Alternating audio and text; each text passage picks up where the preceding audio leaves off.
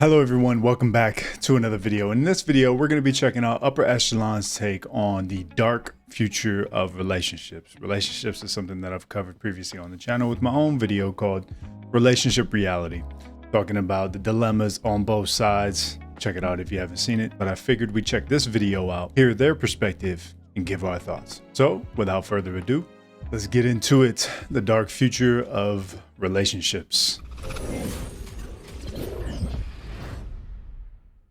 This video is brought to you by Surfshark. Stick around to hear more about the special offer they're providing to the entire Upper Echelon community. Alright, lately I've been going down a sort of dystopian tech type rabbit hole, and today is basically another one of those type videos. But real life is basically becoming an episode of Black Mirror right now, so I wanted to talk about why that's happening and look at what seems to be a very dark future in the world of relationships. It's a little bit difficult to find a proper starting point for all this. Context is kind of sort of tricky when it comes to the bigger what if type questions, but the best place to start or begin is probably a high level overview of where things are right now in the world of dating and what sort of trajectory we're currently on. I've talked about this before, but if you look at Google Trends, the term AI girlfriend has risen in popularity from basically nothing to substantial traffic in the past 2 years alone. Before 2022, the search term effectively didn't exist, but now, there are tens of millions of people globally searching for these applications to either use them or learn about them because the cat's out of the bag in the commercial industry of providing. You know what's funny is that I've seen so many thumbnails about that topic, I just didn't anticipate. Romantic partners as sellable applications is in full swing. There's a lot of individual examples out there ranging from startup applications all the way to much more established corporate offerings, but there's a couple different areas I want to focus on for today. The first one being normalization of digital romance. According to Stanford University research between the years 2000 and 2017, the rate at which heterosexual couples in the United States initially met each other cratered completely in practically every single metric aside from online dating. Yes, the rate at which couples met each other in bars and restaurants also increased, relatively speaking, during that time frame, but it's nothing compared to the meteoric rise of online applications and websites, which are now, by far, the dominant method of meeting your significant other in the United States, as well as many other developed nations around the world. That's a fairly easy thing to showcase, but it demonstrates a very good starting point, because even before the dramatic rise of something like an AI partner, people were rapidly becoming accustomed to the idea that their smartphone was the portal by which they would meet their significant other. Rising popularity of AI lovers, alongside a more generalized trend where online dating has supplanted other methods of meeting romantic partners, leaves us in a bit of a precarious situation because the third piece of the puzzle is an epidemic of loneliness, which is now being recognized as a severe impacting factor in the United States. I keep talking about the United States in particular, yes, but that's because I live here and because the problems are incredibly pronounced here. But these issues absolutely exist elsewhere in the world in a rapidly increasing way. Let's recap. Online dating is now the primary method of meeting new people. AI girlfriends are a rapidly increasing trend, and these two things become increasingly amplified as an epidemic of loneliness sweeps across the nation. What could go wrong? The logical answer to that statement is a lot. A lot can go wrong, because there are three different things that need to be addressed and solved, mind you, before any of this can safely happen. And from what I can see, not a single one of these three core issues have even been openly acknowledged by the companies pursuing the technology. All right, now it is briefly time for me to talk about a service that I even go so far as to advertise in my free time, which is Surfshark. Surfshark is a VPN, a virtual private network, and VPNs help protect you from a pretty vast array of online issues. Nothing in cybersecurity is ever perfect, mind you. That's not how the industry functions, but Surfshark protects against certain types of phishing attacks, malware, DNS tunneling, DDoS attacks in particular, and also combats what is now persistently invasive big tech data harvesting as well as tracking. If you care more about the world of entertainment, Surfshark unlocks additional content on streaming websites, such as Netflix, for example. You can easily change your region, therefore enjoying additional options in your video library as a result of geo-gating licensing agreements. Surfshark gets around regional censorship, such as the government deciding to block things, which they shouldn't. And Surfshark also offers encryption, IP protection, modification, and more. I say this in every single segment now for a very specific reason. Surfshark operates completely separate infrastructure from NordVPN, and Surfshark also maintains a warrant canary. I won't use or endorse a VPN that doesn't. If you click the link down below using promo code Echelon, you can take advantage of a special community-wide offer with 4 full months for free. Again, that's promo code Echelon with the link down below for a community-wide special offer. Big thank you to Surfshark for sponsoring the channel. So what are these core issues? First is the companionship alienation phenomenon. Second is the autonomy control paradox. And third is the utility ethicality dilemma. But none of these things are being actively considered because they dramatically impact a company's ability to generate profit. And if answered properly, they could even lead to the closure of the business because that business probably should not exist in the first place. I'll start with the companionship alienation phenomenon. This is a term that refers to the ironic possibility that tools for alleviating the detrimental negative effects of loneliness often merely serve to exacerbate them.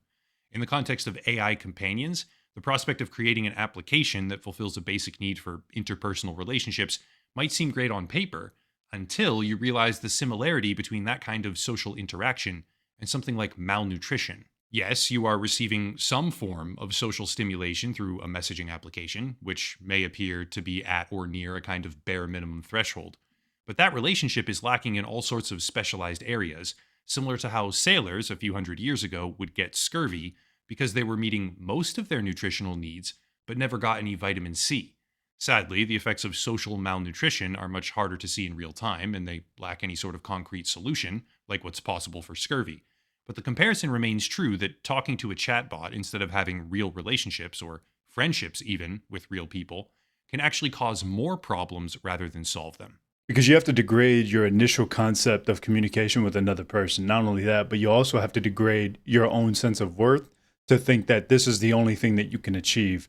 And instead of going out and having the confidence to try to achieve it, you're naturally going to make more decisions that are inclined to make an easier choice, which is obviously to remain as comfortable as possible, which means using online formats as a form of catharsis to alleviate the idea that you do need connection and you do need someone to talk to. That's for both genders. It doesn't matter. It's a sense that human connection and exploration is a phenomenon that is constantly pursued by everybody. You start chipping away at that bright light in your existence, you're going to settle and settle hard on the things that the return ain't there. It's a shallow existence and the return ain't there. And I know that the more you settle in that muck, it's just the harder it is to stand up out of it. And I think that kind of holds true with many things that we typically degrade ourselves towards. Second is the autonomy control paradox, and this is where I need to branch out and use some real examples because the problem is much more concrete and immediate here. The autonomy control paradox refers to an extremely delicate balancing act where service providers developing AI companion type tools have to simultaneously consider the autonomy of users, as in letting them use the service how they want to, when they want to, aka freedom, while at the same time maintaining ethical, profit-driven, and legal standards which require them to exert control. A perfect example of this would be an application called Replica, which I've talked about before, which was originally designed to be a romantic partner. Actually, it was originally designed to be a digital manifestation of the founder's deceased friend, trained on a bunch of his messages and digital correspondence from when he was alive, which is an episode of Black Mirror. But when people started asking her to make them personal versions afterward, it morphed into a mainstream commercial business. Replica has between 10 and 50 million downloads. Estimates gravitate to about 20 million total as of right now, and its user base is 73% male. But to properly showcase what happened, I have to play some clips of the company's founder, Eugenia Cuida, at a summit called Virtual Beings. And some of them went beyond friendships, but I'll tell you about this a little bit later. But I want to tell you about some love stories that happened with those virtual friends. So here's what people say about Replica now. I just pulled this a couple of days ago, just literally top review on the first review on the App Store that I saw. So we have tons of reviews like that, but basically what the user is saying is that it's a great friend, but there's a danger of falling in love with your AI. And in fact, a bunch of people actually do that. So that's, again, just first post that I saw in our subreddit community.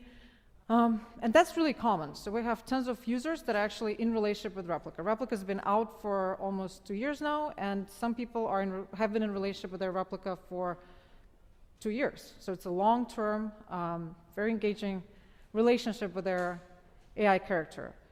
So the main goal for Replica is to make people feel better. We actually do measure mental health outcomes. We do measure whether people are getting to feel better as they're.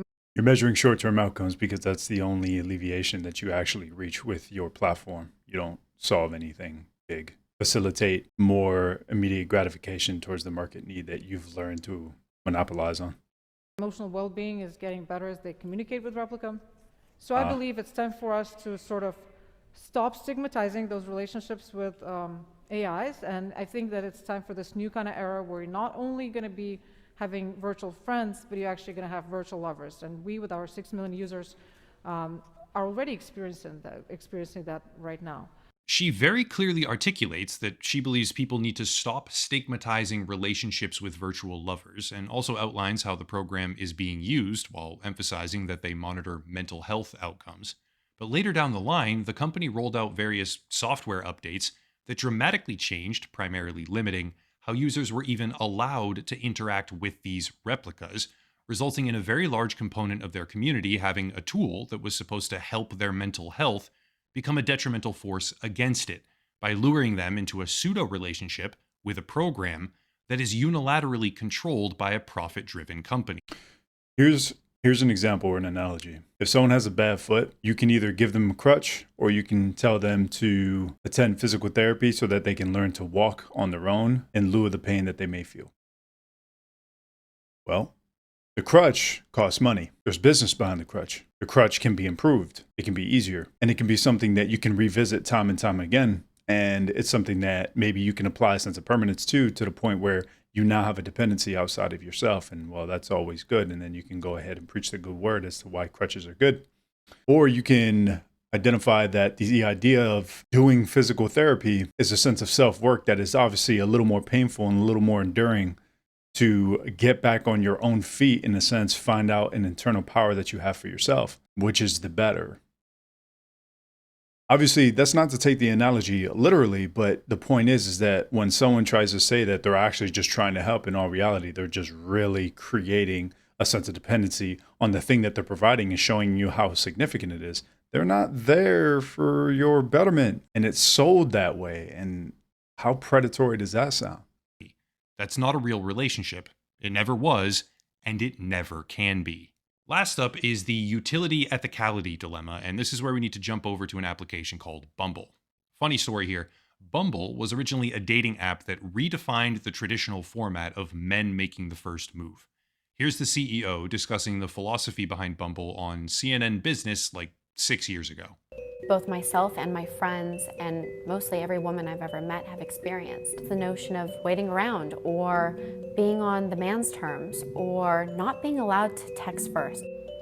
I felt it was time to say, stop. This is not right. This is destructive, and it was time to really go and change that. Mostly every woman I've ever met experiences the notion of waiting around, being on the man's terms, or being not allowed to text first. Time to go and change that. Sure. Okay. Yeah, what could possibly go wrong? Well, flash forward, and women hated that. They said it was too much work, they didn't want to do it, and now Bumble has stopped requiring them to make the first move and basically admitted that yes, standard roles and expectations in male-female relationships are there for a reason. Evolution prevails again. Strong start. Anyway, the utility ethicality dilemma refers to the inherent conflict between commercial application and moral responsibility. In the context of dating or relationships or AI companions, it becomes a bit of a problem because there is absolutely a very high degree of profit potential, but the existence of profit potential does not de facto mean that you should therefore do it. Just because you can gather enormous amounts of personal data and information on someone by running a program that pretends to be their digital girlfriend, and then sell that data for a huge amount of money to advertising companies or social media conglomerates, does not mean that you should be doing that. But the entire industry of AI companionship, especially where it intersects with the world of dating applications, does not care about this. Very recently, speaking at a Bloomberg tech conference, prior CEO Whitney Wolfe Herd had this to say. We're taking a customer-obsessed path, and we are going to win. We will be the way people meet. And this is not a fad. And so what we are doing is we're leaning into the things people don't like, the things that are stressing them out, and we are saying, how do we be the best place on the internet for women? How do we be the place that people find real connection and we do not exhaust them or stress them out along the way? That's particularly funny when they just now reverse the entire premise of what Bumble even is because women didn't like it and they got stressed out and thought it was burdensome. But carry on. Okay, so for example, you could in the near future be talking to your AI dating concierge, and you could share your insecurities. I just came out of a breakup.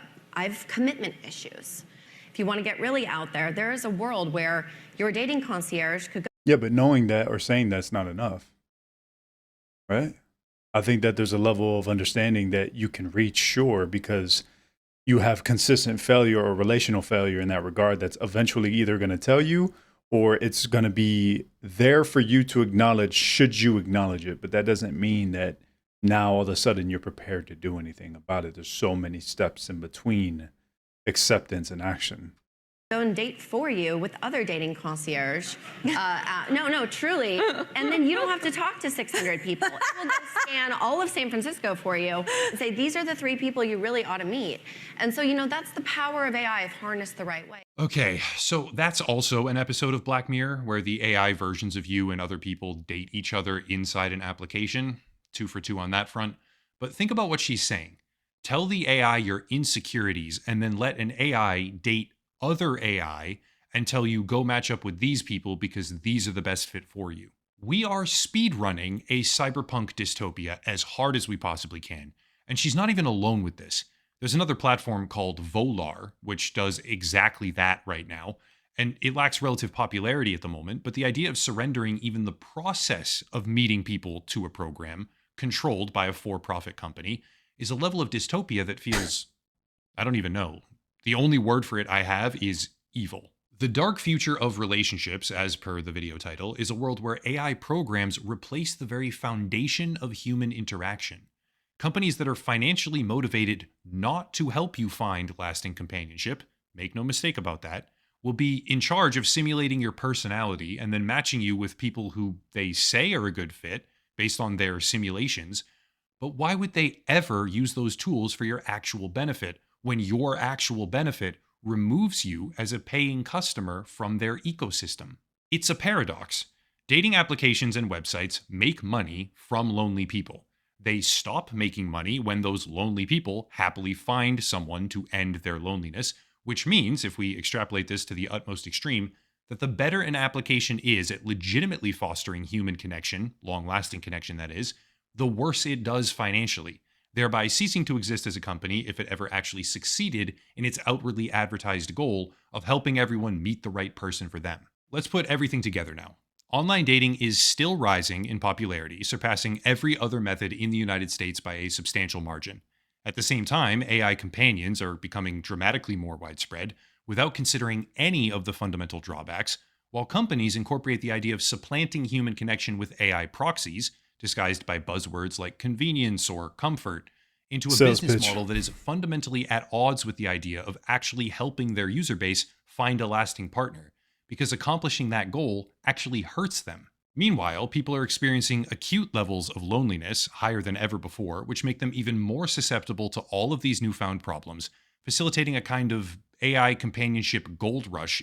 And you also have to understand that the idea of being lonely also makes you more of a prime target to be manipulated against predatory people, which is on the rise as well. The idea of the psychopath is not as uncommon as you think. People often tie the idea of psychopath to a serial killer, a sexual predator. That's not what it's defined as. That just means that they enacted criminal activity. But there's a lot of people that are psychopathic or have psychopathic tendencies that are high functioning, which means they know the bounds of law, and so they stay within it. You often see it with narcissism. You often see it with people that get thrill out of using others. You often see it with people who take power from others or pursue power or sex as a drive and a fulfillment instead of anything genuine that's worth evolving or transcending character.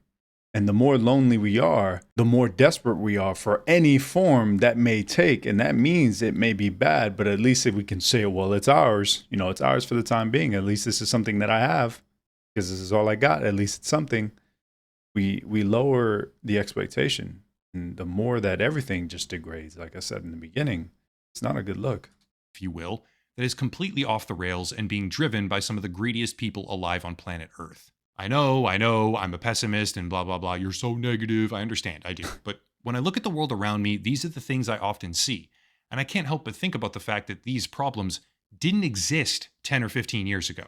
Yes, of course, we had other problems back then, but the industrialized replacement of human-to-human interactions is very hard for me to ignore, because from everything I've come to understand, it's likely one of the most damaging trends I'll ever encounter in my lifetime. I'm not entirely sure what can be done about it just yet, given the nature of the problem, but these are things that often strike me as very interesting, so these are the things I've lately been talking about, and yeah, that'll probably change over time.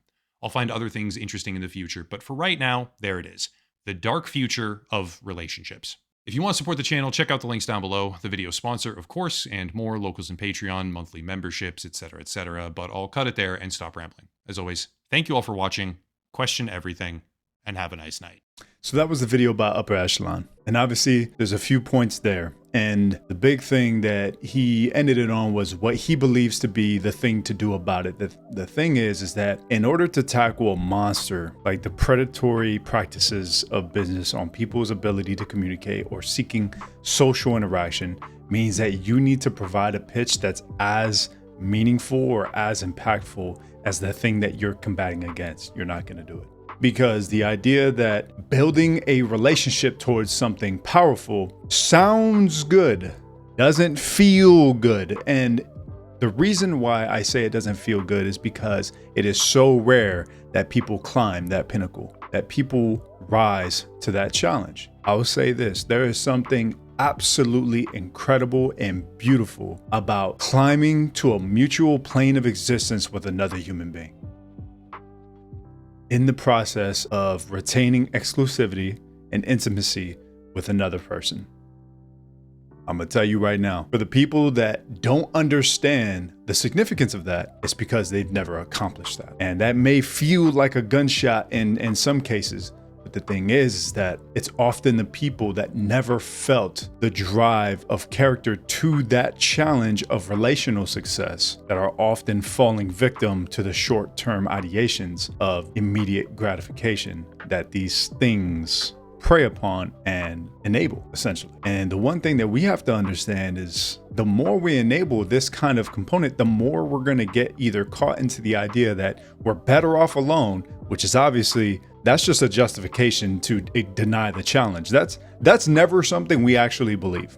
I'm gonna put it out there. Challenge me if you wish, but that's never something that you actually believe, because there's always going to be moments of low, dark, whatever, where you're sinking in by yourself. And it does occur to you that this isn't as fun as you thought it was going to be, or you're not as content as you thought you were going to be.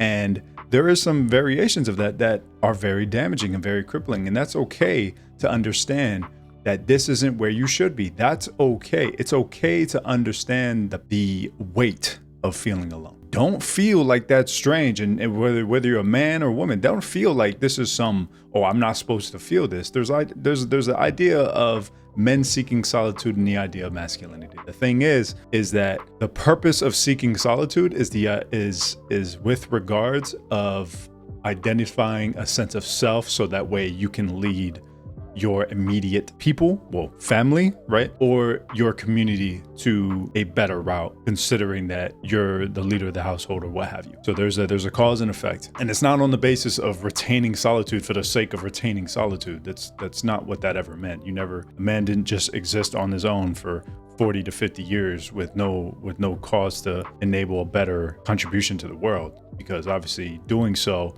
means that you stayed within the bounds of you and you never stepped outside to attribute or contribute to the lives of others. And what does that say about you, right? Is that you never achieved a sense of mastery to be able to impact other people's lives. And I think that's being able to reach a point of yourself to be able to do that is obviously the first step to then turn and be able to do that for your family. Big steps, I get it. And at the end of the day, that long journey isn't as attractive. It's not. Someone new and having these immediate interactions is way more attractive. And because what else comes in lieu of these immediate interactions? Excitement, adventurous, right? Because they're a new person. And so the idea of having the immediate feedback that this person is making me feel good, and they're making me feel good in a new way because they're doing this thing in a new way, it's obviously going to be much more rewarding than the idea of sticking it out during conflict. That's not as attractive, which is often why women leave, and it's obviously more often with women that they do the high-low component of thrill seeking and finding new partners, because that's not something that can stay consistent, because the idea of sticking around during conflict means that they need to stick around in the components that don't feel good, and women often feel out a lot more than men do, while men typically stand on the side of practical thinking and how to solve the problem should they learn emotional resiliency or learn how to be flexible with their emotions in general. So it is a tough thing. I get that. I get the concepts of AI, but I think that's just like a settlement. That's just I feel like that's a lower form. To me, settling for AI relationships is a way of saying that you're limiting yourself with what you deserve. Every human being deserves exactly what they put out to achieve. That's what I think. And when you sit here and you say that this AI stuff is where you should stop, don't do that to yourself. You're so much better than that. You're so much better than that. And that's not necessarily a critical negative opinion towards the people that are doing it, but it's a sense, it's actually more of a empowering judgment towards those that are. And it's often when we deny our own sense of potential that we settle for things we should not be settling on. We're so much bigger than that. Just as people, as lovers, as communicators, as social interactors, this is not where we cap off. I don't see a scenario where this helps anybody. So those are my thoughts on that. Like I said, there is something beautiful about building a relationship, and it sucks that that's not as appealing as it should be.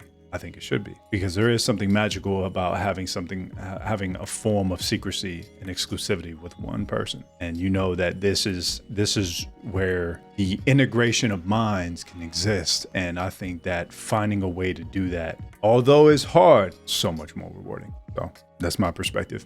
Thank you for everyone watching the video. If you like the video, like it. If you're enjoying the content so far, consider subscribing. If you dislike the video, then dislike it. Hopefully you'll never see me again. But leave a comment in the comment section down below for your perspective on relationships and how that's kind of happened, regardless of where you are, what country you live in. I think that dating apps and AI, I don't like it. I think that these are things that are getting in the way. I think these are tools that stop our ability to do more with it. I understand that it's super convenient, but the perspective of me saying it's bad is in reference to using it and only using it as a form to continue our immediate gratification. I understand that there's many forms of, this is how we started our relationship and now it's this thing, by all means. But I think finding the confidence to venture out into the world and find something for us to build with is way better. That being said, thanks again, and I'll go ahead, see you next time.